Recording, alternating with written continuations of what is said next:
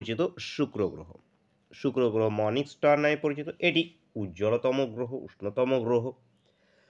আ এটি পৃথিবীর নিকটতম গ্রহ। এটি পূর্ব থেকে পশ্চিম দিকে ঘোরে, মনে রাখবে। আর্থ টুইন বলা হয়ে থাকে একে। তো অ্যান্সার কি আমাদের? Option B. Next question. Gautam Buddha কবে জন্মগ্রহণ করেছিল?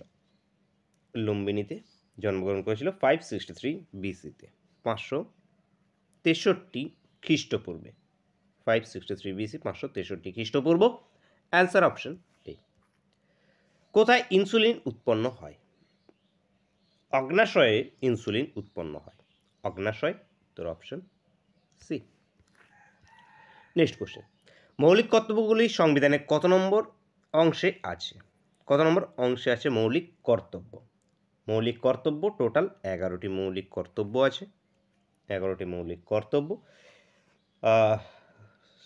সোভিয়েত ইউনিয়ন, রাশিয়া, বর্তমান রাশিয়া, এই যে মৌলিক কর্তব্য ধারণাটি, এটি সোভিয়েত ইউনিয়ন থেকে গ্রহণ করা হয়েছে।